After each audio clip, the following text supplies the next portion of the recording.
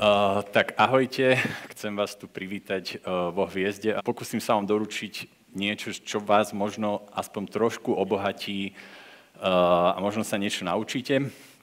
No, ja som Martin Smatana a vlastne umelej inteligencii sa primárne nevenujem, venujem sa akože animovaným filmom, čiže animácii v reklame a v komerčných videách, ale aj vo filmoch samotných. A vlastne umelú inteligenciu som začal skúmať v podstate relatívne nedávno, takže aby ste si ma len vedeli zaradiť, že nepatrím do ako keby medzi tú skupinu ľudí alebo odborníkov, ktorí sa umelej inteligencii venujú celý svoj život, ako napríklad Martin Spano, ktorý mal pred chvíľkou prednášku a je to môj akože absolútny vzor a inšpirácia. Ja skôr patrím k tej skupine ľudí, ktorí proste ju začali umelú inteligenciu skúmať preto, aby zistili, že ako im môže pri súčasnej práci vlastne pomôcť a v ktorých bodoch. Ja robím vlastne animované filmy väčšinou manuálne, ručne. Táto technika sa volá stop motion, čo znamená, že vlastne všetko, čo divák na plátne vidí, tak je vyrobené proste z reálnych materiálov, scény, kulisy, postavičky, rekvizity a rovnako tak vyrábam aj komerčné reklamy a videá pre značky a spoločnosti, čo vlastne k takejto tradičnej handmade práci sa na prvý pohľad tá umelá inteligencia že absolútne nehodí, avšak tá moja práca neobnáša len samotné proste pohybovanie s malou postavičkou, ale predchádza tomu strašne veľa, ako keby celá séria takých malých úkonov, s ktorými mi už ale tá umelá inteligencia pomôcť vie. Takže pre mňa vlastne bolo zásadné zamyslieť sa, že aké rôzne kroky v tej svojej práci robím a vypísať si normálne na papier taký vlastne prehľad činností. Čiže konkrétne v mojom prípade časť z nich je tvorivá, napríklad vymýšľanie nápadov, písanie scenára, feedback a konzultácie, kreslenie storyboardu, nejaké moodboardové inšpirácie a referencie, kreslenie výtvarných návrhov, postav a prostredí, výber, farebnej palety, animačný štýl, animovanie samotné, nahrávanie hlasov, dialogov, zvukový dizajn, výber hudby, ale potom aj organizačné, napríklad, že poriadok v súboroch, komunikácia so štábom, písanie e-mailov, plánovanie produkcie, zostavenie finančného plánu, zostavenie rozpočtu, príprava zmluv, práca s tabulkami, distribučná stratégia. No a keď som si takto vypísal ten prehľad činností, ktoré aj tak akože robím, keď som mal takto pred sebou vypísaný, tak som išiel bod po bode a zamýšľal som sa nad tým, že s ktorou z týchto vecí mi vie umelá inteligencia pomôcť a ktoré úkony by som vedel napríklad urýchliť, ktoré by sa dali automatizovať, ktoré by som prípadne vedel delegovať, alebo vlastne na čo mi vie AI ušetriť peniaze napríklad. No a potom som si tento zoznam činností znovu trochu akože upratal do takých 4 všeobecných kategórií. Prvou je práca s textom, druhou je práca vlastne s obrazovým materiálom, s videom a s audiom, čiže práca s hovoreným slovom, zvukom a hudbou. Dokonca som si ich aj farebne odlišil, aby mala táto prednáška aspoň zdanlivo nejakú štruktúru. No a na každú z týchto oblastí dnes už existujú akože desiatky až stovky aplikácií využívajúcich umelú inteligenciu. Ja som ich za posledné roky skúsil povedzme niekoľko desiatok a dnes by som vám chcel ukázať iba pár, ktoré sú podľa mňa akože stoja za zmienku a vo vašej práci, neviem, čo všetko robíte, ale viem si predstaviť, že by vám vedeli nejak pomôcť alebo ušetriť čas. No a snažil som sa vyberať také, ktoré sú čo najľahšie prístupné, že nemusíte ich inštalovať do počítača, ale môžete ich začať používať prakticky hneď tak, že v prehliadači idete na web stránku, tak ako ktorákoľvek iná web stránka. Niektoré aplikácie, ktoré uvidíte, sú zadarmo, iné sú platené, väčšinou v rozmedzi okolo 15-20 eur mesačne. Žiadnej z nich nerobím reklamu, bohužiaľ, stále čakám na nejakú rozumnú ponuku. Prvou oblasťou je teda text. Táto kapitola bude možno pre vás taká najmenej záživná, keďže v nej nebude žiadny pútavý audio, video obsah a zároveň je najdlhšia, preto som ju dal na začiatok, kým ste ešte relatívne fresh. Práca s textom v umelej inteligencii znamená, že ja napíšem programu nejaký text, napríklad príkaz alebo otázku a tento program mi vráti odpoveď tiež vo forme textu, tak ako to ukazoval predo mnou Martin. Tento proces sa nazýva text-to-text a je to veľmi podobné tomu, ako keď chatujeme s nejakým programom, chatbotom, preto sa tieto programy inak označujú ako chatboty, alebo tak, ako spomínal Martin, nazývajú sa aj veľké jazykové modely, Large Language Models, skrátené LLM. Takže keď uvidíte niekde LLM, tak budete vedieť, že sú to tieto chatboty. Veľké jazykové modely preto, že majú k dispozícii prístup k takmer neobmedzenej databáze informácií na internete, takže oni dokážu štatisticky vyhodnotiť najpravdepodobnejšiu odpoveď. Aktuálne 4 najznámejšie chatboty na svete sú ChatGPT od OpenAI, Gemini od Google, Copilot od Microsoftu a Claude od firmy Anthropic. Každý z nich má iné silné a slabé stránky, každý je dobrý na iný typ úloh. Napríklad, ak by som potreboval odpoveď podloženú nejakým linkom na zdroj, tak zrejme by som ju nehľadal na ChatGPT, ale buď by som išiel na Copilot, alebo na Perplexity, ktorý ukazoval tiež Martin predo mnou. Ale napríklad, ak by som potreboval vygenerovať text dlhý niekoľko strán, tak určite by som siahol, alebo navštívil by som Claude od Anthropicu. To, ktorý chatbot alebo ktorý asistent je pre vás najlepší, zistíte jedine experimentovaním, skúšaním a pozeraním videotutoriálov na YouTube. A nemusí to byť samozrejme iba jeden z nich. Ja sám ich častokrát používam tak, že ak riešim nejaký komplexný problém, tak si otvorím v rámci jedného prehliadača každú túto aplikáciu na samostatnej karte, položím im tú istú otázku a na základe viacerých odpovedí si urobím sám záver. No, z časových dôvodov vám nebudem ukazovať detailne každý z nich, ukážem vám akože skôr taký princíp alebo príklady použitia, ktoré už vy potom viete aplikovať viac menej na ktorýkoľvek chatbot. Ja ich budem demonštrovať na ChatGPT, na ktorý sa dostanete tak, že do prehliadača napíšete www.chatgpt.com, prihlásite sa, ak uznáte za vhodné, môžete si zaplatiť plus verziu za 20 € mesačne. Ja dlhodobo používam tú platenú verziu, takže aj ukážky, ktoré vám ukážem, sú generované tou platenou verziou, pričom ale veľa z nich by veľmi pravdepodobne rovnako vyšli aj v bezplatnej verzii, možno s výnimkou tých obrázkových, ktoré sú iba pre platenú verziu. No, prvé uplatnenie, na ktoré používam veľké jazykové modely, tiež čo spomínal Martin, je pre mňa, aspoň pri tvorbe filmov, je brainstorming nápadov.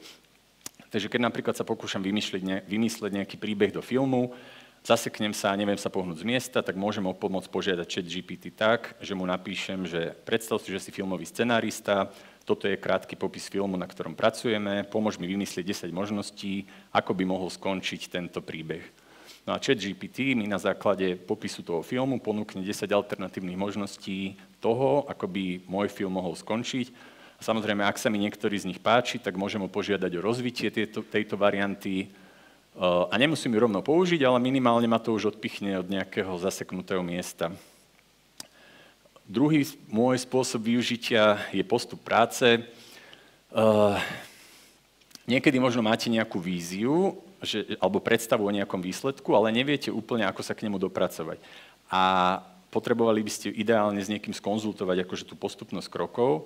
Ja neviem, napríklad, že viem, že chcem na Slovensku si založiť reklamnú agentúru, aby som mohol robiť komerčné videá pre nejaké značky a potrebujem si akože sa niekoho opýtať, že ako mám postupovať, ak si chcem na Slovensku založiť reklamnú agentúru, napíš mi podrobný popis krok za krokom a zohľadni všetky, ja neviem, právne, administratívne, organizačné aspekty. No a v ChatGPT v priebehu niekoľkých sekúnd prebehne všetky internetové stránky, ktoré píšu o založení reklamnej agentúry na Slovensku a podľa najčastejšie sa vyskytujúcich informácií urobí mi taký sumár, v ktorom zohľadní všetky organizačné, právne a administratívne aspekty. Samozrejme, to treba všetko overovať, nič nie je 100%. No a toto bol postup zobrazený ako keby v takých bodoch, ale to je forma zobrazenia údajov, ktorá možno nemusí každému vyhovovať. Možno človek zameraný viac na akože vizuálne mysliaci preferuje povedzme myšlienkové mapy alebo grafy alebo diagramy, pretože vďaka ním vidí ten bigger picture nejakého projektu. Takže v tom prípade môžem napísať ten istý príkaz, ale doplniť, že vygenerujem mi myšlienkovú mapu, ako mám postupovať, ak si chcem založiť reklamnú agentúru. A A vlastne výsledkom je takáto myšlienková mapa, ktorá je rozdelená presne že na nejaké organizačné, administratívne, legálno-právne úkony. A to mi pomôže ako keby si možno naplánovať veci alebo spraviť to-do list alebo čokoľvek. Super funkcia je, že túto myšlienkovú mapu si môžem následne otvoriť v programe Miro, čo je aplikácia určená na prácu s myšlienkovými mapami, do ktorej ju ChatGPT automaticky nalinkoval a ja ju môžem potom ďalej upravovať a doplňať. Prípadne úplne rovnaké zadanie si, akože postupu práce si môžem zobraziť, povedzme, ako časovú os, kde vidím ako keby jednotlivé úkony zoradené chronologicky. Proste na takejto časovej osi. Takže vlastne keď ja riešim nejakú komplexnú úlohu, tak konzultácia postupu práce nám ChatGPT vie celkom dobre s ňou pomôcť. Ďalší taký use case, na ktorý ho používam, keď píšem nejaký text, alebo napríklad e-mail v slovenčine, alebo v angličtine, alebo v inom jazyku a potrebujem skontrolovať, či som v ňom neurobil gramatickú alebo obsahovú chybu, tak mu môžem dať príkaz, že nech si prečíta ten e-mail, opraví všetky preklepy a gramatické chyby a zvýrazní ich tučným písmom, aby som vedel, kde som ja urobil chybu. No a on mi zvýraznil v tomto prípade názvy dní, ktoré som napísal malým písmenom, sorry. A ak napríklad takýto e-mail posielam povedzme nejakej akože inštitúcii, tak ho napríklad môžem požiadať, aby ho prepísal do viac takej formálnej podoby. Inak ešte jeden taká veľmi vsúka, že na odpovedanie e-mailov často používam ešte jeden taký malý nástroj, volá sa Chat Sonic a je to doplnok, ktorý je zabudovaný priamo do môjho Gmailu, takže ak chcem odpovedať na nejaký e-mail, v tomto prípade napríklad na pozvanie na festival do Srbska, kam žiaľ nemôžem prísť, tak môžem stlačiť tlačítko odpovedať, v tom doplnku vyberiem akoby náladu, akú chcem, aby odpovedal, napíšem pár slovami, čo má povedať, stlačím akože reply a vlastne ChatSonic mi priamo v tom tele e-mailu navrhne odpoveď, ktorú stále môžem editovať samozrejme a ak som spokojný, tak e-mail môžem proste odoslať a archivovať, čo mi ušetrí čas pri copy-pastovaní do ChatGPT alebo do prehliadača. Ale toto skôr využívam v prípadoch, ktoré sú akože skôr také oficiálne e-maily, že nie nejaké kamarátske.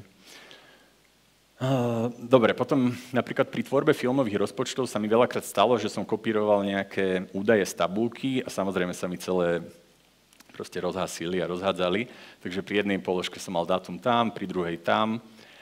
A v takom prípade môžem napríklad tieto rozhádzané dáta vložiť do ChatGPT a napísať, že usporiadaj mi tieto položky prehľadne do tabulky podľa kategórií a on ich by mal vlastne vyčistiť a zoradiť.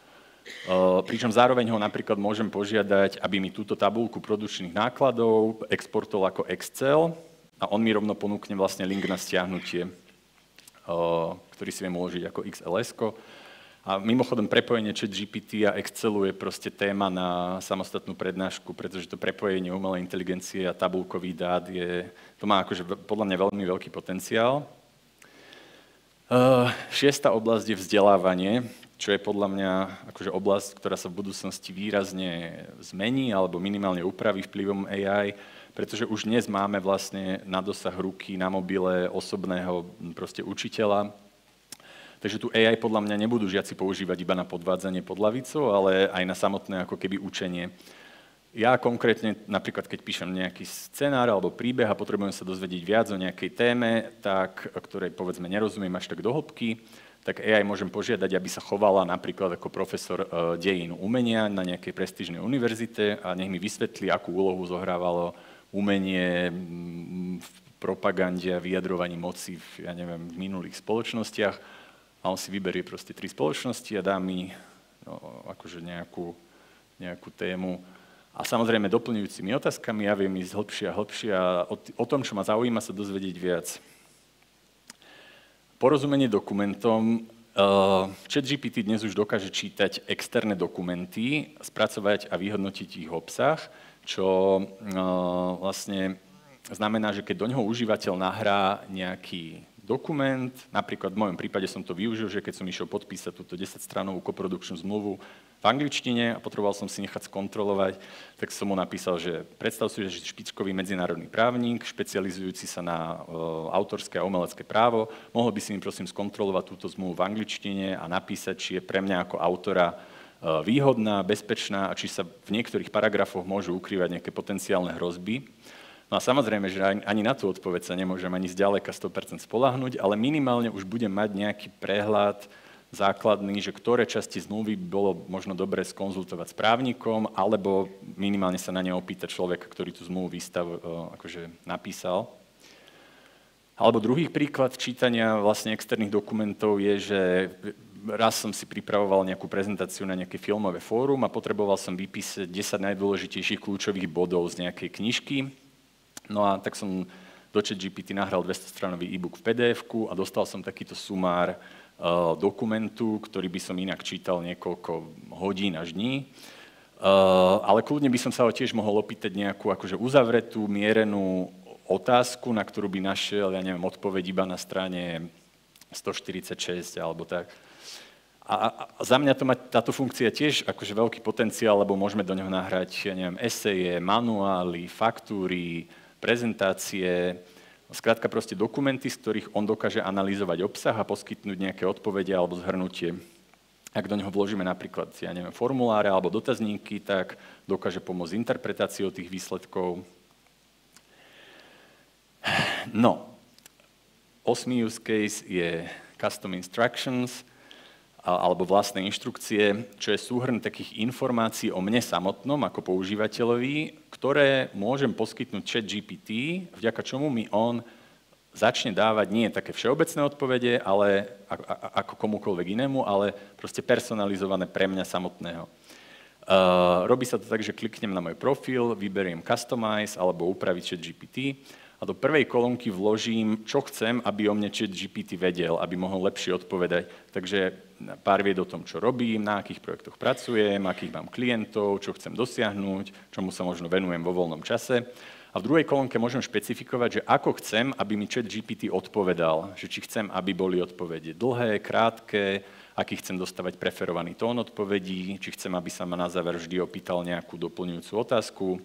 Ja som mu napríklad napísal, že proste, aby mi podával informácie nejakým štrukturovaným spôsobom, aby mi vysvetľoval veci krok za krokom, nech tá úroveň detailov je akože podrobná, obzvlášť pri nejakých stratégiách.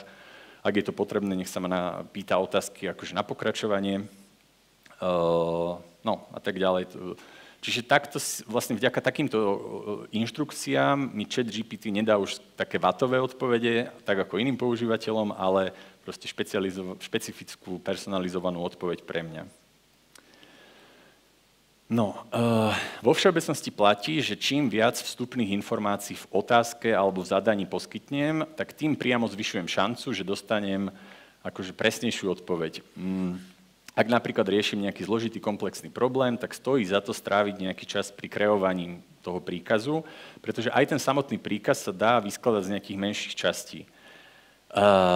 Napríklad v rámci jednej otázky môžem špecifikovať, že akú rolu má ten chatbot zastávať, dám mu nejaký kontext, čiže nejaké vstupné informácie, vďaka ktorým sa on zorientuje, popíšem mu môj cieľ, že ako by mal vyzerať ten fungujúci výsledok, dám mu úlohu, čo má vykonať, popíšem mu, v akom to chcem naspäť formáte, akože ten výstup a na záver mu prípade môžem uviesť nejaký fungujúci príklad. Čiže ak by som takýto prompt vyskladal z takýchto menších častí, takže pridelil by som mu rolu, napríklad, že predstav si, že si Senior Product Marketing Manager v Apple, následne mu dám nejaké vstupné informácie, aby sa zorientoval, že vlastním reklamnú agentúru a špecializujem sa na produkty, špecifikujem mu, aký je môj cieľ, aby vedel, ako má vyzerať ten výsledok, takže napríklad chcem dostať na trh nový produkt, čo môžem ešte ďalej rozviť, dám mu úlohu, ideálne začínajúcu slovesom, aby vedel, čo má vykonať, že ja neviem, generuj, analyzuj, zosumarizuj, kategorizuj. Popíšem mu, v akom to chcem formáte, či zoznam, či tabuľku, či e-mail a na záver mu môžem uviesť nejaký fungujúci výsledok, tak napríklad, že mu tam vložím link na, povedzme, nejakú kampaň.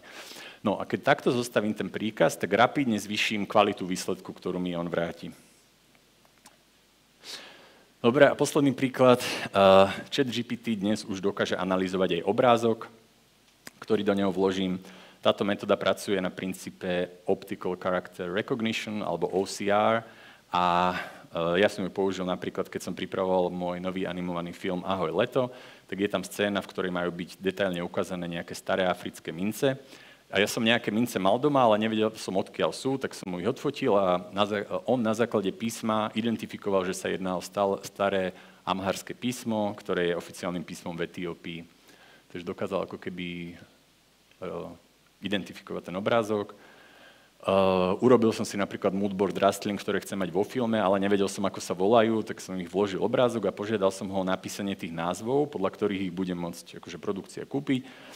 A tým pádom on z obrázka dokázal analyzovať proste tvar listov, farbu listov, veľkosť, porovnať ich s miliónmi obrázkov iných rastlín a dať mi proste zoznam ich názvov. ChatGPT už dokonca dokáže analyzovať aj príčinu a dôsledok, takže napríklad ak do neho vložím obrázok balónov s košom a opýtam sa ho, že čo sa stane, keď prerežem ten povraz, tak mi odpíše, že balóny vzlietnú do vzduchu, lebo sú naplnené héliom, ktorý je ľahší ako okolitý vzduch a kôš stratí proste svoju tlakovú silu a spadne na zem. A zároveň ma upozorní, že to môže byť nebezpečné. No a moje obľúbené, že večer si odfotím stav mojej chladničky a opýtam sa ho, že čo si z toho môžem uvariť. A on vlastne rozpozná jednotlivé potraviny a napíše mi, že si môžem pripraviť napríklad zapekané cestoviny s brokolicou a so syrom. A dá mi dokonca aj recept. A raz ešte v začiatkoch, keď ešte nebol tak rozvinutý, tak mi napísal, že jak to bolo, že za stáleho miešania vylejte do záchodovej misy. Čiže, ale vyvíje sa. Už som aj niečo navaril. No, čiže táto technológia, vlastne Optical Image Recognition, má podľa mňa veľký potenciál v budúcnosti, ale nie len v zmysle, že, ja neviem, že nahrám do neho fotku nejakého, ja neviem, elektroobvodu a opýtam sa, či to je správne zapojené, ale skôr v zmysle, že proste vyťahnem mobil, zapnem video, začnem nahrávať nejakú situáciu, napríklad, ja neviem, pokazený motor v aute, a on v reálnom čase mi začne dávať ako keby odporúčania, že ktoré ma povedú k vyriešeniu toho problému. Napríklad, že ho zaniesť do opravy to auto. No a takisto už netrpezlivo očakávame príchod ChatGPT Voice, čo nie je ten, ktorý aktuálne máme na mobiloch, čo ukazoval Martin. Je to voice asistent, ktorý dúfajme, že už túto jeseň príde do ChatGPT. Je to asistent, ktorého môžeme prerušovať, skákať mu do rečí, môžeme od neho chcieť, aby mi tú odpoveď zašepkal, zaspieval. No, proste máme sa na čo tešiť. Dobre, máte nejaké otázky predtým, než prejdem na druhú kapitolu? Alebo môžeme ich dať kľudne na konci, keď to prebehnem celé, ak chcete. Áno? Dobre. Ešte vládzete, hej? Dobre, druhá kapitola sú obrázky. Ja si možno dám rýchlo glk vody.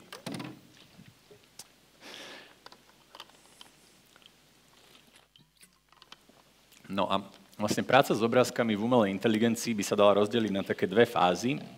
Prvou sú, že vlastne výroba tých samotných obrázkov, akoby generovanie, čo znamená, že ja dám nejakému programu textový príkaz a on mi ho vráti vo forme obrázku. Taký proces sa nazýva text-to-image. A keď už mám nejaké obrázky vytvorené, tak ich môžem pomocou umelej inteligencie upravovať. Čo je ďalšia fáza. Dobre, poďme sa pozrieť najskôr na tú prvú fázu, generovanie obrázkov. Tiež na to existujú dnes už desiatky nástrojov. Ja vám ukážem 3, ktoré ja používam. Prvým z nich je Dolly od OpenAI, ktorú už dobre poznáte. Druhým je Midjourney a tretím je Firefly od firmy Adobe. Ak niekto pracujete primárne s vizuálnym obsahom, tak určite odporúčam s nimi proste experimentovať, pretože každý je dobrý na iný typ činnosti. To, ktorý bude najviac vyhovovať vám, znovu vlastne zistíte skúšaním, ale závisí to aj od toho, na aký účel chcete tie obrázky použiť. Že ak napríklad potrebujem obrázok, ktorý nemusí byť až tak hyperrealistický, povedzme nejaká schéma, grafika, storyboard, tak super nástrojom je Dolly, okrem iného, pretože je aj najlacnejší a aj viem to generovanie obrázkov podmieniť nejakým textovými podmienkami, keďže je v tom istom okne ako ChatGPT. Ak potrebujete naopak dostať veľmi realistické obrázky s krásnym osvetlením, s tieňmi, s materiálmi, tak bez debaty najlepším nástrojom aktuálne na trhu je Midjourney, ktorý ale zase má iné nevýhody, že je proste najmenej užívateľsky prívetivý, zároveň je pomerne drahý. A ak už aj tak pracujete s programami od Adobe, tak skvelým doplnkom je Adobe Firefly. No, poďme na prvý z nich, Dolly. Tak, jak som spomínal, jeho obrovskou výhodou je, že je integrovaný do prostredia chatu GPT, presne tam, kde píšete príkazy. Takže jediné, čím musíte špecifikovať, že výstup chceme ako obrázok, je to, že napíšeme, že vygeneruj mi obrázok. Čiže napríklad v tomto prípade nejaký dizajnový, filmový, vektorový plagát v retro štýle na výšku, zobrazujúci cesty rakety na Mars, popíšem tam detaily, že chcem ružové odtiene, husté oblaky, v slovenčine, kľudne. Ak si napríklad dizajnujem nejakú novú postavičku do animovaného filmu a potrebujem nejakú inšpiráciu pred výrobou, tak môžem ho požiadať, aby mi vygeneroval, ako by mohla vyzerať tá postavička spredu, z boku, zozadu. Ten postup sa akože volá character design. No, ale niekedy možno presne neviem, ako sformulovať ten príkaz, ktorým chcem dostať ten obrázok. Čiže ja môžem spraviť krok predtým a požiadať ChatGPT, aby mi napísal ten príkaz, ktorý má vygenerovať nejakú sériu obrázkov. Takže napríklad, ja neviem, že rád by som vygeneroval obrázok mesta postaveného z ovocia a zeleniny, vytvorí mi 5 rôznych promptov v angličtine, ktoré môžem použiť pre generovanie. A on mi napíše proste správne naformulované príkazy, ktoré by som ja sám akože ťažko naformuloval, alebo mi to dlho trvalo. A tie už potom viem použiť aj v ďalších programoch a skúšať. Čiže výhodou je, že tieto príkazy viem potom skopírovať a použiť ich na vygenerovanie obrázku mesta, ovocia a zeleniny. A samozrejme, ten obrázok nemusí slúžiť ako finálny výstup. V mojom prípade to môže byť napríklad ako referencia predtým, než sa pustím do výroby mestečka z materiálov do bábkového filmu. No a ako vidíte, tak tieto obrázky z Dolly akože sú fajn, ale nie sú nejaké hyperrealistické. Typickou črtou obrázkov generovaných z Dolly je, že majú okolo nich taký zvláštny opár. Ale zase na druhej strane je to super nástroj na generovanie napríklad, ja neviem, inšpirácií pre výtvarné návrhy do filmu, do herného dizajnu, možno knižných ilustrácií. No a tak, jak som spomínal, ak by ste chceli dostať že realistickejšie obrázky, tak najvhodnejším nástrojom na trhu je Midjourney. Ja sám ho používam zo všetkých najčastejšie. Toto je pár obrázkov, ktoré som vytvoril pomocou Midjourney. A vlastne viac menej preto, že ma baví experimentovať a skúšať, ako by napríklad vyzeralo proste prostredie vo verejnom priestore, keby boli domy pokryté chlpatými, huňatými látkami alebo takouto dlhou srsťou, čo by síce nebolo akože praktické veľmi pri zmenách počasia, alebo keby boli budove pokryté takýmito veľkými závojmi. Toto je koncept design pre jednu reklamu, ktorú budeme robiť s takou britskou agentúrou Jelly, pre takú sieť módnych značiek a vlastne môjim cieľom bude rozpohybovať tieto obrázky tak, aby tie látky proste v reklame tak jemne viali. Čiže mňa proste baví experimentovať s tým kreatívnym využitím obrazovej umelej inteligencie, hlavne v takých prípadoch, ktoré by inak nebolo možné môcť vytvoriť, alebo by to bolo proste náročné v realite, že akože kto obalí autobus do fólie alebo dom. Takže vlastne pri vytváraní obrázkov ja sa snažím nájsť ako keby takú nejakú alebo hranicu, no proste niečo medzi realitou a fikciou, nech tam je z každého niečo, hlavne pri nejakej interakcii proste vymyslenej architektúry s nejakým reálnym prostredím.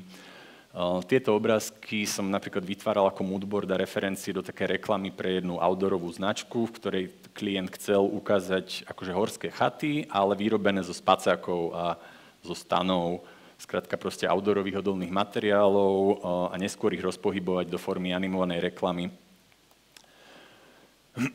No, čiže tieto obrázky som generoval v Midjourney a ak by ste sa v ňom rozhodli niečo vytvoriť, tak určite odporúčam si napozerať akože na YouTube rôzne tutoriály, hlavne ako ho nainštalovať a nastaviť, pretože je to trochu náročnejšie na použitie, pretože beží na serveri, ku ktorému sa užívateľ pripája cez program Discord. A funguje to tak, že keď otvoríme program, vyberieme si naľavo Midjourney server, čo je vlastne taká verejná miestnosť, kde v reálnom čase vidíme, ako ľudia z celého sveta generujú svoje obrázky. Výhodou bytia v takejto verejnej otvorenej miestnosti je to, že vidíme, aké príkazy ľudia používajú na to, aby dosiahli nejaký konkrétny vzhľad, takže sa vlastne z toho vieme veľa naučiť. Ale nevýhodou je, že proste každých pár sekúnd sa to tam celé hýbe a je to veľmi chaotické a náš obrázok sa proste medzi ostatnými ľahko stratí. Čiže oveľa výhodnejšie je preto vytvoriť si neskôr taký vlastný server a miestnosť, v ktorej som len ja a môžem sa tam sústrediť na vlastné generovanie. No a ak chceme vytvoriť nejaký obrázok, tak vždy začneme napísaním príkazu, ktorý vždy začína lomitkom, za ním je kľúčové slovo imagine a za slovom imagine už môžeme popísať to, čo chceme vytvoriť. V tomto prípade napríklad a house covered with textiles. A vždy je najlepšie začať ako keby čo najjednoduchším a najkratším príkazom a postupne naň prípadne nabalovať. No, Midjourney nám vygeneroval vlastne takéto akoby 4 obrázky, vždy ich vygeneruje 4, aby som mal možnosť si prípadne vybrať. A keď už vidím, že to není ono, tak ten príkaz môžem rozviť. Napríklad v tomto prípade určím, že to má byť fotografia, že už som tam popísal aj nejakú farebnú paletu, že farebná paleta Wesa Andersona, čo je režisér, ktorý má veľmi krásne farby vo svojich filmoch. No a ak sa nám spomedzi týchto 4 ponúknutých obrázkov niektorý páči, tak môžem stlačiť tlačítko U, čo znamená upscale, a čím sa nám vlastne ten obrázok, ktorý som stlačil U3, tak sa nám zväčšil, osamostatnil a to nám ponúka ďalšie možnosti. Že upscale subtle znamená, že nám ho Midjourney dvojnásobne zväčší, zatiaľ čo upscale creative, že nie len ho zväčší, ale ho aj dopočíta nejaké malé detaily, ktoré v tom pôvodnom obrázku neboli. Vary znamená, že urobí variácie toho obrázku, takže vyberiem si, že ho chcem kreatívne zväčšiť a kým sa on v pozadí zväčšuje, tak ja môžem si napríklad vytvoriť variáciu, V znamená variácia toho obrázku, ktorý sa mi páči. Napríklad 3 sa mi páči, dal som V3 a teraz Midjourney v pozadí mi vytvára 4 nové variácie podobné tomu obrázku, ktorý som vybral. Ja si ich môžem pozrieť, možno z nich sa mi niektorý páči, ak áno, tak si ho dám znovu zväčšiť, napríklad U1 jednotka je fajn, ale medzičasom v pozadí sa mi zase už spravila finálny, kvalitný, veľký obrázok toho, čo som si dal zväčšiť predtým, ktorý si už môžem stiahnuť do počítača. Čiže je to takýto relatívne komplikovaný zipsový proste systém, preto pre niektorých užívateľov je to proste náročné, avšak ponovom sa dá generovať už aj priamo na webovej stránke Midjourney, čo je oveľa čistejšie a prehľadnejšie a je to podľa mňa veľký zlom. No a zároveň si tam výhodou je, že môžete si tam pozrieť vlastne všetky predošlé obrázky, ktoré som v minulosti, nie ja, ale akože vy, čo ste generovali, ja si môžem pozrieť svoje a môžem si aj pripomenúť, aký príkaz som na ne použil. Takže otvorím si nejaký domček a vidím, že tento obrázok som dosiahol napísaním veľmi jednoduchého, proste krátkeho príkazu, ktorý sa skladá z nejakého predmetu, čo som popísal ako luxusný obchod s oblečením, potom z nejakej akcie, že je zabalený proste v látke, potom popisom toho prostredia, že fasáda má byť pokrytá proste prekrývajúcimi sa závesmi a nakoniec štýl, že znovu ako referenciu som dal farebnú paletu Wesa Andersona.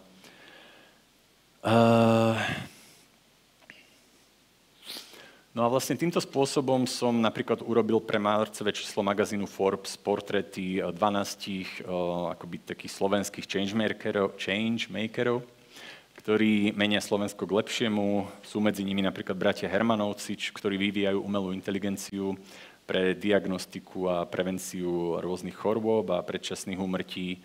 Je medzi nimi Mária Bieliková, riaditeľka Campbellovho inštitútu, absolútna slovenská špička v oblasti AI, Mišo Trnka z ESETu, ktorý založil startup Gerulata pre boj s propagandou, Pavel Čekan, toho aj nemusím predstavovať samozrejme, a Martina, Andrea Basilovci, ktorí urobili taký unikátny systém pre zálohovanie odpadu a ďalší ľudia. No, čiže toto bol tak veľmi, veľmi v skratke Midjourney. Ukázal som vám z neho len malý fragment, pretože workshop o Midjourney by kľudne vyšiel na celý víkend, ak by aj so všetkými funkciami, parametrami. Ale ja si osobne myslím, že je to neskutočne silný nástroj, ktorý sa dá využiť proste na reklamu, web design, sociálne médiá, ja neviem, prezentácie, herný dizajn, obalové výrobky, ja neviem, branding.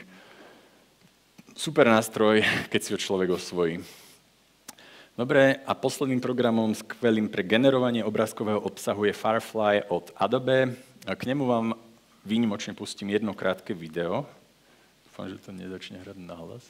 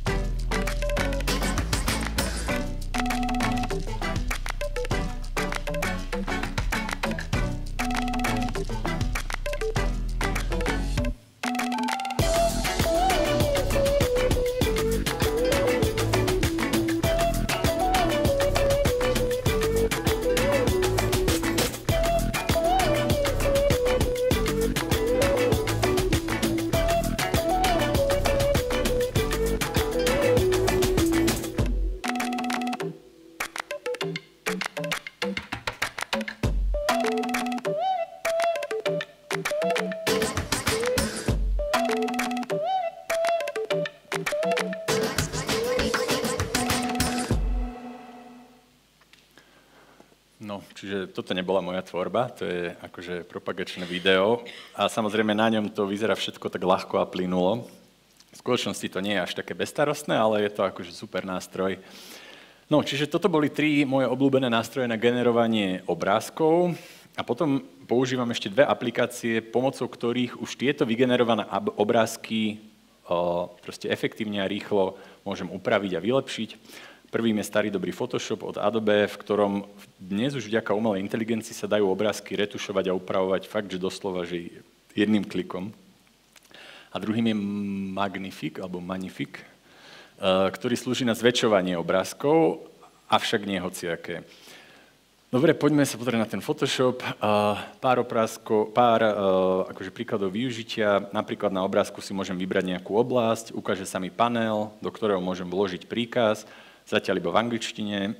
V tomto prípade chcem napríklad spiacu hebkú sivú mačku, kliknem generovať a Photoshop mi do obrázku dorobí podľa popisu nejaký objekt, pričom môžem si vybrať z 3 možností, z 3 variant, ktorá sa mi najviac páči, alebo vygenerovať znovu. Rovnakým spôsobom, ak by som chcel do obrázku napríklad dorobiť vodu, tak označím si spodok zeme, napíšem, že jazero s pokojnými vlnami a Photoshop proste zohľadní tú okolitú svetelnosť, farebnosť, tiene, materiály a vygeneruje tú vodu alebo akýkoľvek kúsok obrázku, tak aby napríklad tá odrazivosť spĺňala tie parametre. A to vlastne funguje nielen pri nejakých jednoliatých pozadiach, ale aj komplexnejších kompozíciách, kde sa objekty povedzme navzájom prekrývajú. Znovu si môžem vybrať vlastne jednu z 3 poskytnutých variant. Súčasťou umelej inteligencie implementovanej do Photoshopu je aj tzv. Funkcia Select Subject, ktorá dokáže vlastne jedným klikom automaticky vymaskovať postavu, odpichnúť ju od pozadia a vymeniť ho za niečo iné, čo ja vlastne tiež využívam, aj keď som robil nejaké tie ilustrácie pre Forbes, tak toto som často využíval. Vďaka generatívnej AI môžeme obrázky vo Photoshope dokonca aj vytvárať akože kúsok po kúsku, a to tak, že pomocou napríklad obložníku vyberiem zem, napíšem, že chcem, ja neviem, patches of dirt, jednu variantu si vyberiem, môžem si označiť hornú časť obrázku, vygenerujem, povedzme, oblaky a tiež si akože viem vybrať z nejakých variant a nakoniec, povedzme, ja neviem, nejaké elementy do prostredia, napríklad takúto červenú budu. Najčastejšie AI vo Photoshope využívam na zmenu pomeru strán, že mám napríklad, ja neviem, nejaký obrázok a potrebujem dopočítať chýbajúce časti, takže si označím tieto bočné hrany, príkaz nechám prázdny, nenapíšem nič a Photoshop dopočíta, ako by asi mohol vyzerať ten priestor proste za fotkou. No a vlastne toto je rýchla ukážka toho, ako architekti využívajú Photoshop napríklad pri tvorbe architektonických vizualizácií pomocou generovania časti obrazu, povedzme ako referenciu toho, ako by mohol vyzerať ten hotový projekt, kde to nemusí byť ešte úplne presné, ale aspoň nejak pocitovo, akože taký moodboard. Dobre, a druhým nástrojom na úpravu obrázkov je Magnifique. Ak máte napríklad nejaké fotky v malej kvalite a v nízkom rozlíšení, môžete použiť tento akože zväčšovač a vylepšovač kvality, využívajúci AI na dopočítanie chýbajúcich pixelov. Nájdete ho vo svojom prehliadači, keď napíšete magnifique.ai, natiahnete do neho nejaký nekvalitný obrázok v malom rozlíšení, zvolíte mieru zväčšenia, napríklad 8-násobne, vyberiete druh obrázku, v tomto prípade film a fotografia, nastavím si mieru kvality a proste nejaké ďalšie parametre a stlačím tlačítko zväčšiť a vlastne ten program mi za chvíľku vráti fotku už vo väčšom rozlíšení a vlastne potom si pomocou posuvníku porovnávam, aby som videl, ako AI dopočítala chýbajúce pixely. Neviem, nakoľko je to tu vidieť, ale takto napríklad som si zväčšil, 300 pixelový domček,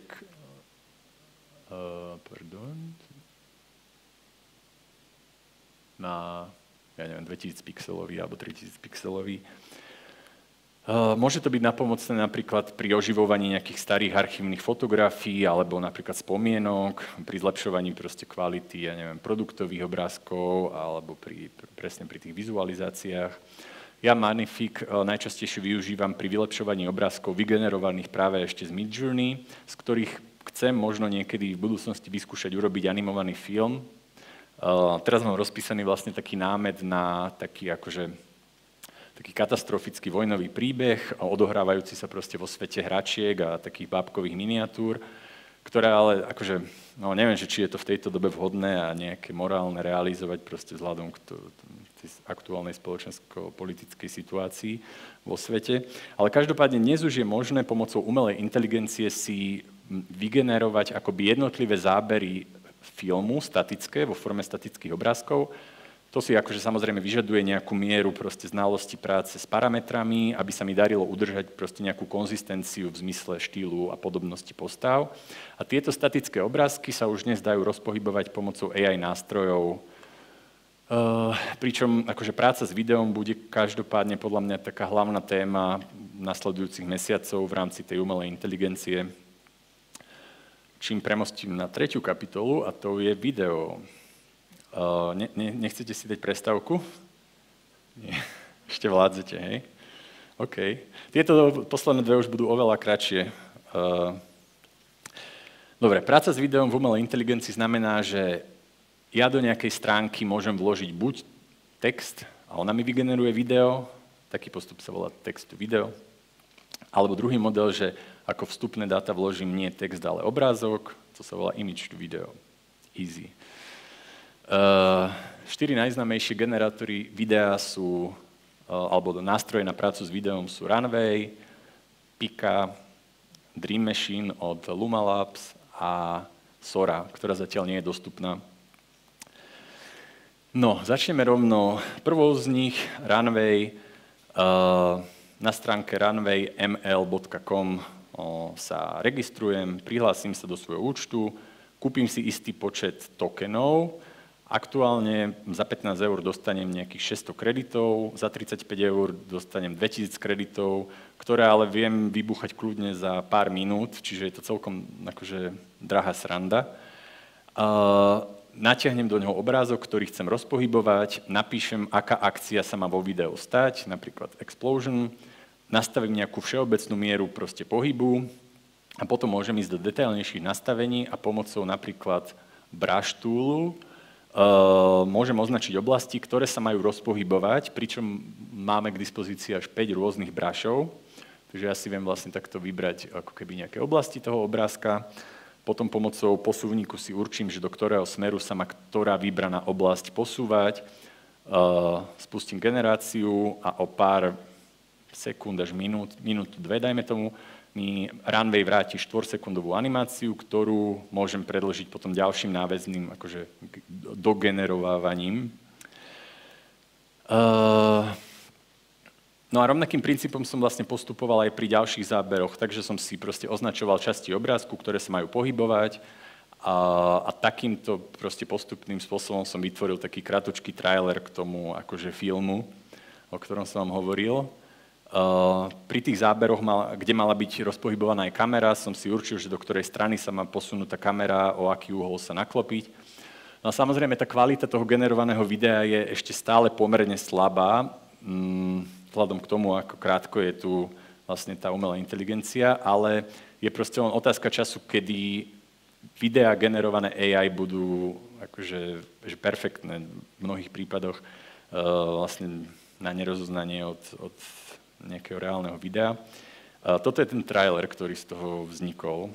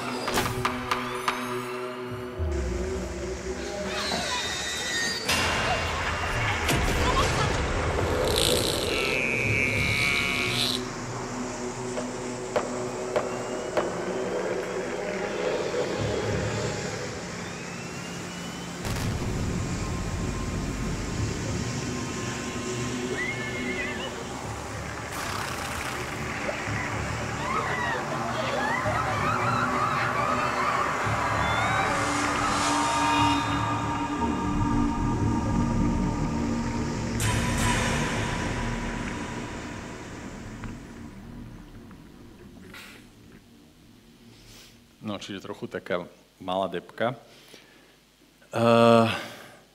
Ale aktuálne pracujeme na také reklame pre značku Etere, ktorá vyrába vlastne také zlaté spony do vlasov. A s dizajnerom Mišom Slovákom, možno ho niektorí poznáte, robíme pre nich takúto akože AI reklamu, ktorá bude v septembri hrať na takom akože vertikálnom paneli na veľtrhu Šperkov v Mníchove a zároveň aj na sociálne siete, preto je na výšku. Môžem vám ju ukázať. Není to ešte finál, ale to nevadí.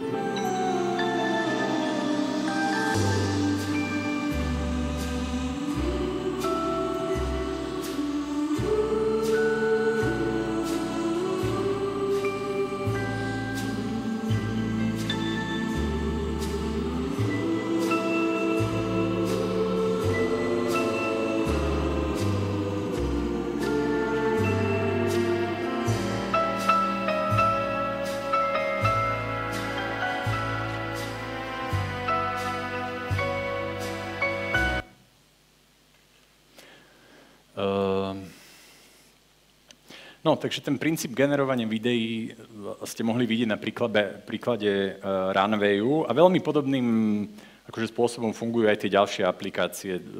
Tie akože nejdem ani nejak detailne ukazovať. Pika napríklad funguje podobne ako Runway, že vložím do nej obrázok, napíšem proste, že akú akciu má s ním urobiť, nastavím si detailnejšie povedzme nejaké parametre, či sa tam má tam niečo hýbať a tak, či majú alebo nemajú hovoriť, dám generovať a Pika mi vlastne za chvíľku vygeneruje pohyb, ktorého kvalita podľa mňa nie je akože slabšia ako Runway, ale má zase pár výhod, že v ňom vieme napríklad pracovať už aj so zvukom, s lip-syncom, čo je synchronizácia pier na nejaké hovorené slovo. Tretia aplikácia v poradí Luma má tú výhodu, že do nej môžeme nahrať vlastne dva obrázky, akoby prvý a posledný frame a ona vlastne dopočíta snímky medzi nimi a urobí ako keby taký proste plynulý prechod medzi prvým a posledným, čo je akože fajn. No a vlastne myslím si, že takýmto spôsobom sa v blízkej budúcnosti začnú robiť akoby aj reklamy, že toto je napríklad ukážka jednej reklamy pre Adidas, ktorej výroba mala úplne rovnaký workflow, aký som vám teraz ukázal, že proste obrázky generované v Midjourney, upravené vo Photoshope, zväčšené v Magnificu, rozpohybované v Runwayi a ozvučené v programoch, ktoré ešte si za chvíľku ukážeme. Take off the fufu, take off the cloud chase, take off the Wi-Fi, take off the money phone, take off the car loan, take off the flex and the white loss. Take off the weird ass jewelry, I'ma take 10 steps, then I'm taking off top off. Take off the fabricated streams and the microwave memes, it's a real world outside. Take off your idols, take off the runway, take off the Cairo. Take off the Sandro, pay 5-day stay, take up for the meal, hella follow.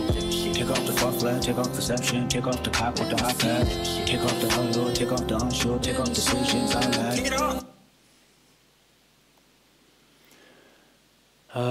No a Sora od OpenAI, to je videogenerátor, ktorý je už hotový, ale nie je ešte k dispozícii verejnosti. V posledných mesiacoch bol zverený do rúk akoby vedcov a etických hackerov, aby ho preskúšali a zamedzili nejakej možnej tvorbe proste video deepfakeov, hlavne teraz pred voľbami americkými na jeseň. Nedávno ho dostali do rúk už aj nejakí vybraní umelci, ktorí už môžu testovať a vytvárať nejaké krátke filmy, čo je zároveň aj marketing pre OpenAI. A dúfajme, že k dispozícii by mala byť verejnosti už nejak koncom tohto roka, čo mnohí pokladajú vlastne za taký milník v oblasti generatívnej umelej inteligencie, v oblasti videa, pretože vlastne tie videá, čo z toho lezú, sú akože už takmer na nerozoznanie od materiálu natočeného na kameru. Tu mám, myslím, jednu ukážku. Episode 1 unveils the giraffe flamingo, a stunning hybrid that roams the savannah with grace and vibrant hues. In episode 2, we ascend with the flying pigs, charming creatures that redefine the skies with their harmonious flight. Episode 3 plunges us into the depths to discover the whalepuss, an elegant blend of whale and octopus ruling the ocean's abyss. Episode 4 introduces us to the eel cat, an aquatic enigma that combines the sleekness of an eel with the curiosity of a cat. Episode 5 presents the bunny armadillo, a delightful mix of bunny charm and armadillo protection, captivating our hearts. Episode 6 features the horsefly, a small yet noble creature that buzzes with a blend of horse-like dignity and fly-like agility. Episode 7 explores the reptilian aru, a creature that leaps across the desert with the vigor of a kangaroo and the resilience of a reptile. Our adventure culminates in episode 8 with the fox crow, a fusion of fox cunning and crow freedom soaring through the forest enigma. No, čiže to bola Sora. Dobre, a posledná 4. kapitola, tá už bude kratučka, sľubujem, a tá je zvuk. Tri stránky na prácu so zvukom, Eleven Labs, Auphonic a Suno. No, prvá z nich, Eleven Labs, slúži na generovanie ľudskej reči. To znamená, že predstavme si, že robíme nejaké video, v ktorom potrebujeme mať nejaké hovorené slovo alebo komentár, ja neviem, nejaké propagačné video, tutoriál, inštruktáž, reklamu, ale z nejakého dôvodu ten hovorený text buď nemôžeme nahrať v zvukovom štúdiu, alebo nechceme, no a v takom prípade môžeme ho nechať nahovoriť umelú inteligenciu. A to tak, že ideme na stránku elevenlabs.io, vložíme text, ktorý chceme nahovoriť, vyberieme si hlas, ktorý má text prečítať. Okay, so you're not going to believe this, right? So Ideas are the beginning points of all fortunes. A vygenerujeme vlastne to prečítanie. Otvárame laby pre všetkých technologických nadšencov, študentov, kreatívcov, umelcov, dizajnérov a verejnosť, ktorú zaujíma využitie najnovších technológií v tvorivom procese. Čo ťa počas otvorenia labov v Kreatívnom centre Trnava čaká? No, ak by sme chceli dostať napríklad rovnaký text nahovorený v cudzom jazyku, tak ho môžeme jednoducho proste copy-pastenúť do DeepL, ktorý tiež Martin predo mnou ukazoval, čo je alternatíva ku Google Translate, a vlastne do Eleven Labs už potom vložím iba ako keby preložený text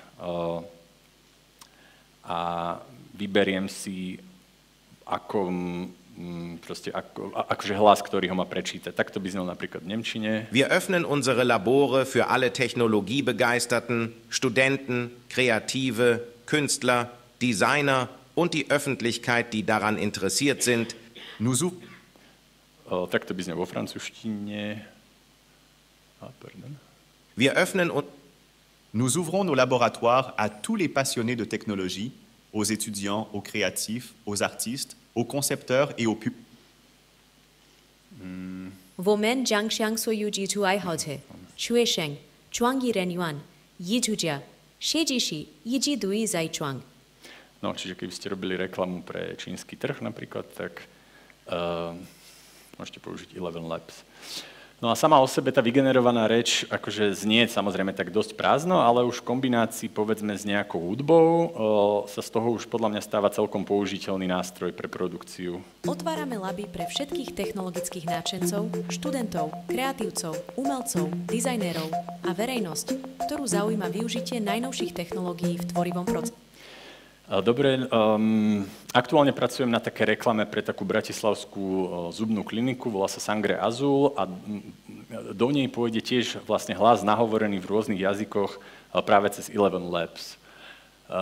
No a podľa mňa je to skvelý nástroj, pretože má aj ďalšie zaujímavé funkcie okrem toho text-to-speech, dá sa tam robiť speech-to-speech, čo vlastne znamená, že môj hlas transformuje na iný hlas, takže môžem povedať nejakú vetu v slovenčine, zamýšľanou intonáciou, upravím si nejaké parametre a stiahnem si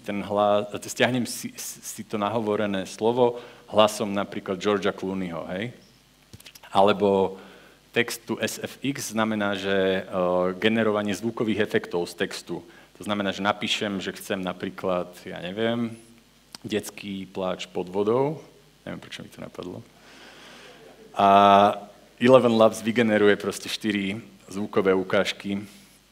Voice cloning znamená, že môžem si vytvoriť klon môjho hlasu a keď potom ja do neho vložím text, tak on ho prečíta tým môjim hlasom. No a Voice Isolator je vlastne tiež dobrá funkcia, že pomocou ktorej 11 Labs dokáže vyčistiť takmer akúkoľvek nahrávku od proste šumu a okolitých nejakých pukaní. Čím vlastne premostím na druhý nástroj, ktorý sa volá Auphonic a tiež dokáže upraviť zvuk z akejkoľvek nahrávky alebo videa tak, aby znel, ako by bol nahrávaný v profesionálnom štúdiu. Tento nástroj som mimochodom odkúkal od Martina Spana. A toto je jedno staršie video, ktoré proste je natočené na Rušnej ulici s autami pred našim štúdiom. A cieľom vlastne je odstrániť tie ruchy. Čaute KCTčkári, testujem hlučnosť zvuku na Rušnej ulici pri našom krásnom štúdiu a uvidíme, či sa mi niečo z toho hluku podarí odstrániť. Neviem, či to počuť, možno potom ešte môžeme dať trošku silnejšie. No a vlastne na odstránenie toho šumu som použil práve tú stránku Auphonic, ja ju mám tam uloženú ako skratku, prihlásil som sa pod svojím Google účtom, vytvoril som si novú produkciu, nahral som do nej toto video, vybral som, že vlastne izolovanie rečí, že chcem izolovať tú reč, zaškrtol som, že chcem odstrániť proste nádychy a fúkania, spustil som to čistenie a vlastne o chvíľu mi Auphonic ponúkol aj video, aj audio. Takže ešte raz takto znela tá pôvodná nahrávka. Čaute KCTčkári, testujem hlučnosť zvuku na Rušnej ulici pri našom krásnom štúdiu a takto ju dokázal Auphonic vyčistiť. Čaute KCTčkári, testujem hlučnosť zvuku na Rušnej ulici pri našom krásnom štúdiu a uvidíme, či sa mi niečo z toho hluku podarí odstrániť. Čiže tiež niečo, čo bolo predtým potrebné robiť rôznymi akože programami určenými na prácu s audiom a so zvukovým dizajnom, tak dnes sa dá už celkom relatívne rýchlo odstrániť. A vlastne tiež to môže byť nápomocné, ja neviem, pri natáčaní podcastov, reportáží, nahrávaní nejakých rozhovorov s ľuďmi, proste v hlučných prostrediach, alebo pri čistení hudobných nahrávok. No a posledný nástroj slúži na generovanie hudby, volá sa Suno a funguje na princípe text to image, čo znamená, že ja mu dám vlastne vstupnú požiadavku vo forme textového príkazu a on mi vráti výsledok vo forme hudby. No a to, že on dokáže generovať akože proste pútavú inštrumentálnu hudbu do filmov a do videí, to už vieme, už dlhšie, ale povedal som si, že tentokrát ho vlastne lepšie preverím a dám mu text nie len vymyslieť, ale dám ho aj akože zložiť, ale aj zaspievať, dokonca v slovenčine, čo som ešte nikdy predtým neskúšal. Takže suno.com, prihlásil som sa pod svojím Gmail účtom a požiadal som ho o vytvorenie diskohitu z roku 1990 o kultúrnom kreatívnom centre Hviezda v Trenčíne. A toto mi z toho vypadlo.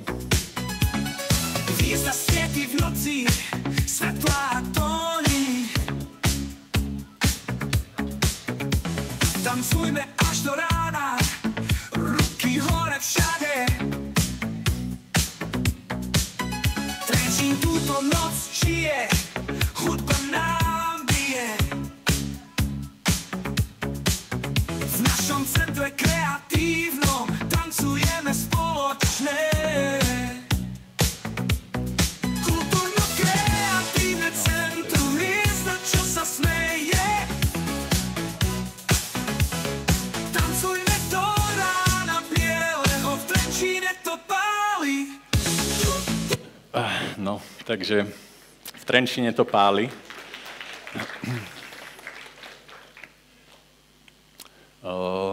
Čiže ak sa po skončení tohto podujatia bude konať vo Hviezde nejaká afterka, tak kľudne poskytnem DJ-ovi nejaký hudobný materiál. Nie, ale Suno sa dá akože využiť ako hudobný generátor aj na celkom rozumné účely. No a tým pádom vlastne nám už nechýba nič k tomu, aby proste sme mohli vytvárať dýchberúce audiovizuálne počiny a reklamy. Teraz vidím, koľko mobilov sa vystrčilo.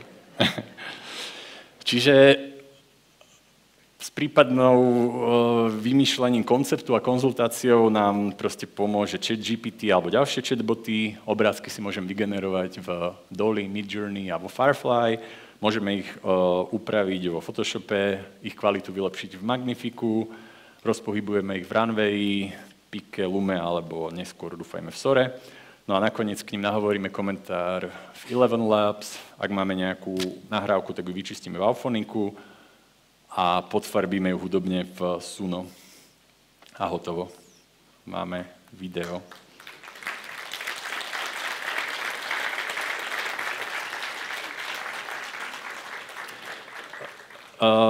Ak ste si náhodou nerobili poznámky, tak všetky tie programy, o ktorých som dnes hovoril, tak ich nájdete na akože mojej stránke a AI nástroje. A keby ste si chceli pozrieť ešte nejaké akože ďalšie ukážky z tých mojich AI experimentov, tak ich nájdete na mojom Instači.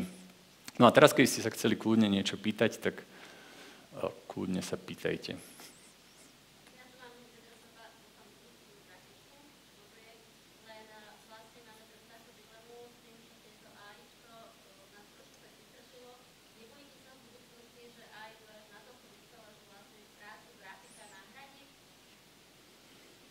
Akože ja sa nebojím, lebo nie som grafik.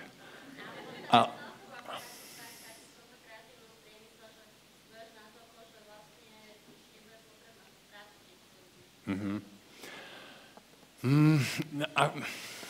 Neviem, no toto sú proste také večné témy a je už o tom milión rozhovorov aj v podcastoch, aj... Akože vo všeobecnosti si myslím z toho, čo skôr hovoria odborníci, lebo ja som v tomto akože... malý a krátko, ale myslím si, že ľudia, ktorí budú vedieť používať AI, budú rýchlejší a efektívnejší, než ľudia, ktorí ju používať nevedia. Nemyslím si, že by úplne AI zobrala ľuďom prácu a oni by ostali na ulici. Sú o tom rôzne eseje. Teraz mi vypadlo meno jedného, myslím, že japonského možno si týpka, ktorý proste popísal úplne celú genézu toho, ako už ľudská práca nebude potrebná, ako dokonca, tak jak hovoril Martin, že práca už bude skôr zábavou pre ľudia, ktorí tu chcú robiť, ale nebude to nutnosťou. Neviem, akože ja sa nebojím a ja skôr sa nemôžem dočkať vždy, kedy vyjde nejaký nový nástroj a mňa to proste baví testovať a skúšať a pozerať videotutoriály, kým si umývam zuby a tak. Takže neviem, no akože prešiel som si chvíľu fázou, kedy som mal nejaké také úzkostlivé pocity, že to, čo robím, je zbytočné, lebo to za chvíľku budú robiť počítač, ale potom som pochopil, že že aj sa stále maluje, aj keď tu už dnes je fotoaparát. Proste podľa mňa to bude veľmi dobrý doplnok na urýchlenie práce a na to, že niektoré veci sa budú dať spraviť rýchlejšie, efektívnejšie a lacnejšie. A to je celé. Ja by som si dovolil len doplniť, že k tejto téme vlastne budeme mať diskusiu o 19.45 o etických otázkach a už sme sa aj predtým bavili, že aj ľudia, čo chovali kone, sa báli automobilov a aj kone stále ešte fungujú. Treba sa proste adaptovať, život a technológie nás posúvajú ďalej, viete. Ale napríklad grafika konkrétne, tak mne príde super, že teraz v Illustratori je implementovaná AI funkcia, čo znamená, že to, čo som predtým robil, povedzme 20 minút, tak teraz viem spraviť za napríklad 4. A to neznamená, že to musí ten výsledok poznačiť, že teraz bude všetko gíčové a škaredé a neviem čo, ale proste skrátim tú dobu. Ale tiež to nemusí vyhovovať každému, lebo niekto práve miluje ten proces a ja tiež stále plánujem, aj robím stop motion a handmade, ale toto sú proste, ja konkrétne to používam na veci, ktoré nemám až tak rád, ako sú maily, administratíva, ja neviem, faktúry, proste, aby som sa odprostil od toho, čo nemusím robiť a mohol robiť to, čo chcem. Ešte nejaké otázky, aby som poprosil, ešte máme tak zhruba 10 minút na túto diskusiu, tak ak máte niekto nejaké otázky, rád ponúknem aj mikrofón, aby nás bolo lepšie počuť, nech sa páči. Ja sa chcem spýtať konkrétne, čo sa týka generovania obrázkov alebo úpravy tej fotiek. O akej kvalite sa bavíme vlastne, do akého veľkého rozlíšenia vie ísť, do aký veľký je ten súbor konečný, pokiaľ sa bavíme o upravenej fotke, alebo môžem mu dať, vygenerovať obrázok v 8K rozlíšení, alebo aké veľké, kde sú hranice?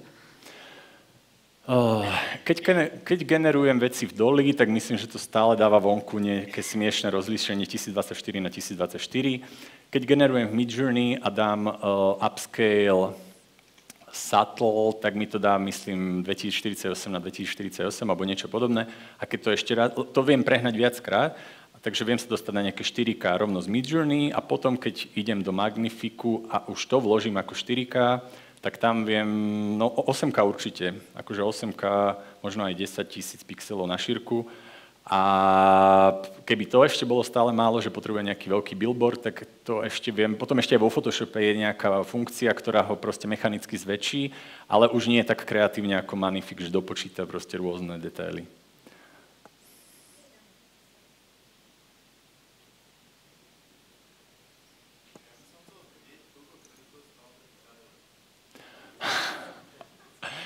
No, ani nechcem vedieť.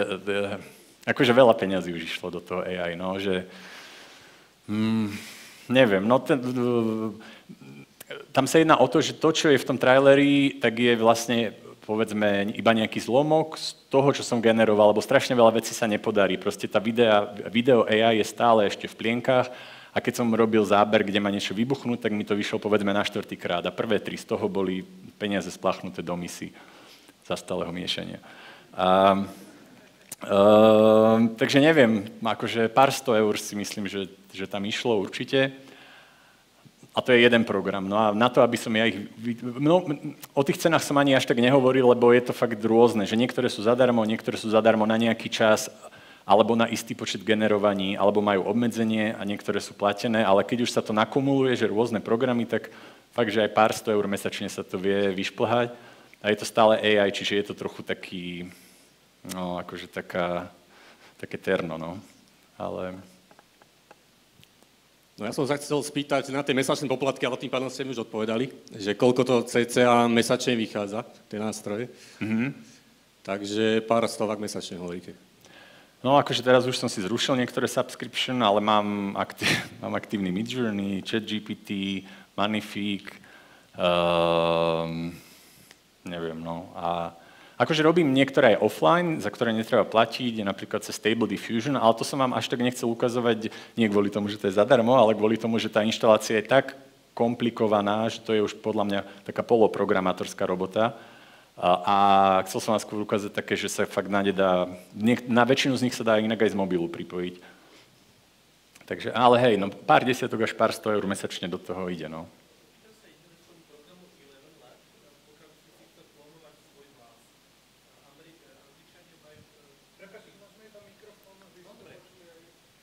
Otázočka k programu Eleven Labs. Tam si viem klonovať svoj hlas. To znamená, zadám tam akýkoľvek text a môže to môjim hlasom rozprávať.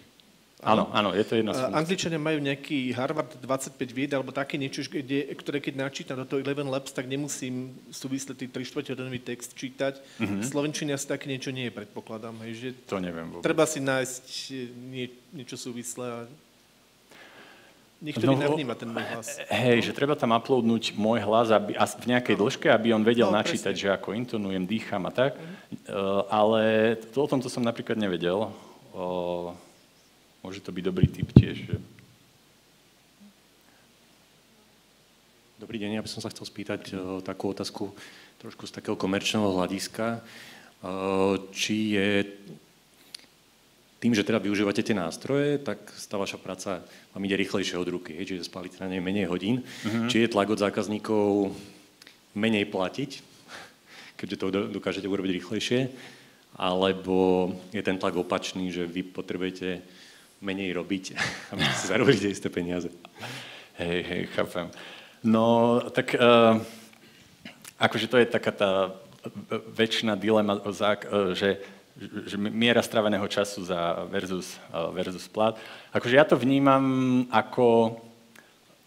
Myslím, že sa to dokonca aj nejak volá. Neviem, či sa to nevolá, že zámočníková pasca alebo niečo také. Je to princíp, že keď niekto dokáže spraviť niečo rýchlejšie v rovnakej kvalite, nevravím, že toto by bolo v rovnakej kvalite ako niečo iné, ale oni to popisujú na príklade, že keď je zámočník, ktorému trvá otvorenie zámku hodinu a dostane za to 50 €, ale zámočník, ktorý to pred očami toho človeka spraví za 2 minúty a tiež dostane 50 €, takže tá pláca by podľa mňa nemala byť nižšia iba preto, že je šikovnejší, čo nevravím, že ja som, ale že ten človek, ktorý to dokáže spraviť oveľa rýchlejšie, ale má proste ako keby ten skill, takže dostane vlastne práve za to, že predtým strávil desiatky a stovky hodín, aby sa dostal do takého štádia. Ale hej, tak jasné, teraz napríklad aj tú reklamu, ktorú sme robili, tak tam je vyrobená AI, pretože to je lacnejšie a rýchlejšie, no, takže... Ale vizuálne to nedosahuje ešte zatiaľ kvality toho, ako keby to bolo vygenerované v 3Dčku, ale to by stálo, ja neviem, 20 000 €, povedzme, alebo tak.